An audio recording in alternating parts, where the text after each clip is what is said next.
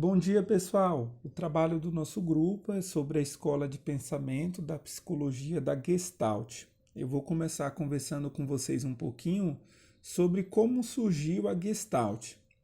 Até o início do século XX, a maioria das propostas teóricas buscava sempre uma compreensão mecanicista e reducionista, tentando entender os elementos básicos para, a partir daí, entender o todo.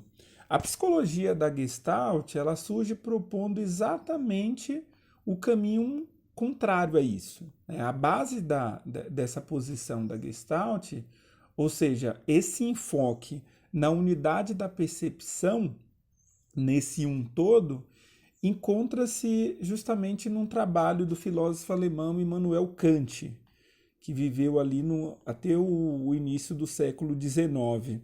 No decorrer de sua extensa e influente obra, o Kant trabalhou muito essa relação entre o sujeito que observa e o objeto observado.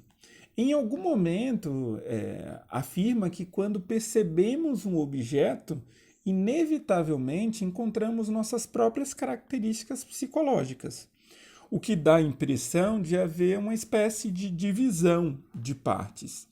Ele alegava que quando percebemos o que chamamos de objeto, encontramos os estados mentais que parecem compostos de partes e pedaços. Durante o processo de percepção, a mente ela forma ou cria uma experiência completa. Assim, molda e forma os dados originais da percepção. O Kant ainda afirma que, por sermos humanos, temos características e limites em nossa percepção de mundo. Para ele, a organização psicológica se dá através de um sentido e não por associação. Além disso, essa percepção não é passiva, e sim uma organização ativa daquilo que é percebido. Nessa mesma época, e a gente está se referindo aqui ao início do século XX, o behaviorismo estava lá ganhando forças nos Estados Unidos, como um tipo de revolução behaviorista. E já na psicologia da Alemanha, a revolução estava posta e o que estava tomando conta era o pensamento da Gestalt, nesse mesmo período. A Gestalt surgiu como um ataque à psicologia dominante de base wundtiana. Né? O Wolfgang Köhler, fundador da psicologia da Gestalt, não sozinho, mas juntamente com Max Wartman e o Kurt Köfker, ele afirmou o seguinte: ficamos chocados com a tese de que todo fato psicológico constitui-se de átomos inertes não relacionados e que as associações consistem praticamente nos únicos fatores que combinam esses átomos, introduzindo assim a ação. Esse é um texto do Köhler, 1959. E o que ele estava fazendo aqui foi exatamente uma crítica ao enfoque dado pela psicologia wundtiana, aos elementos sensoriais. Uma outra crítica também que os psicólogos gestaltianos faziam, ou gestaltistas, né, faziam ao Wundt, era a afirmação, né, a sua afirmação de que as percepções dos objetos era meramente a soma ou a junção dos elementos. Então, uma outra crítica que era feita pela psicologia Gestalt a Wundt era essa afirmação de que a percepção dos objetos era meramente a soma ou a junção dos elementos. Para os psicólogos da Gestalt, há mais na percepção do que os olhos veem.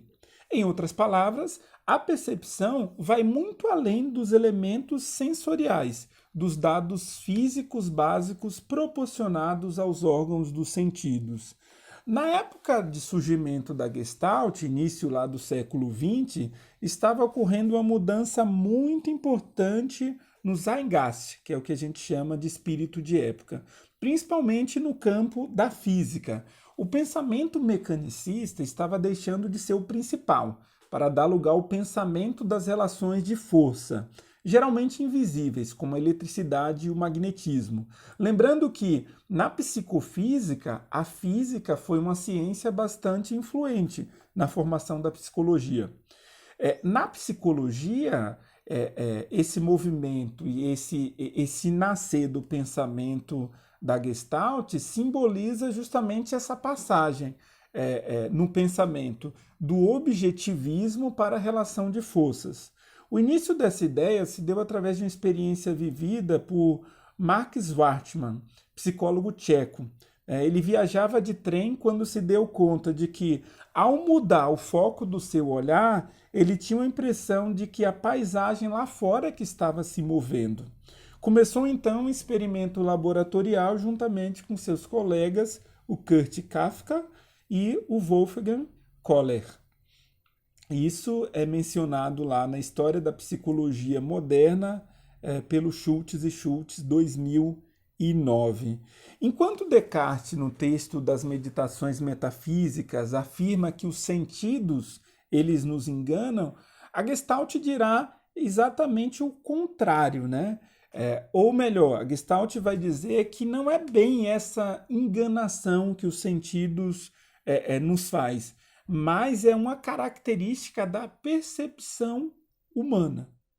Então, os sentidos não enganam, os sentidos possibilita para a gente uma percepção humana das coisas e das relações com as coisas.